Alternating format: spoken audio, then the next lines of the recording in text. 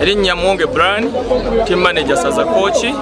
Mpira olwaleero gubadde bwe gutyo nga tugulabye tugezezzaako era tuguvudde mabega gubadde gwa njawulo Butambala ze naye twetegekedde naye era naffe ne tugezaako kubanga twadde twetegese bulungi nsuubiza banna coach mwenna nti tumaze round eno esooka n'obubonero bwaffe butaano era nga tugenda mu round ey'okubiri gye tusuubira okukuŋŋaanya obubonero obugenda otuyamba okuva mu kibinja.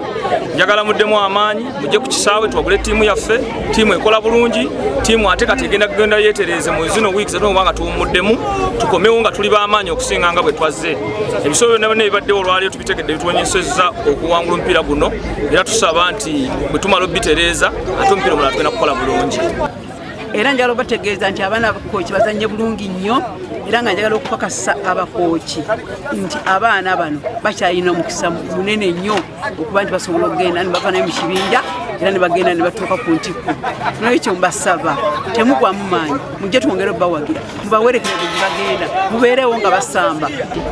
Olwaleero ewange ku kisaawe eky'Kkooki Butambala ze n'atukyalira naye bazannye bulungi ttiimu zonna zibadde zizannya naye tusobodde okuba nti nno tukoze draw ne tusigaliza akabonero.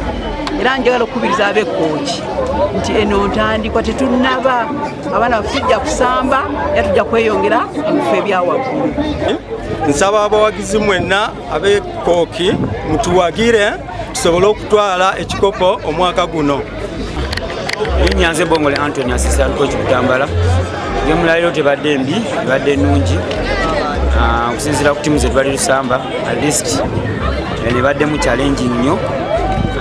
Mpira twali tugulina obubonero busatu naye tuluzinzemu katini awo mu dakiika ekinaana then we lost the 2 points. Naye we are still fighting okusobola okuva mu kibinja.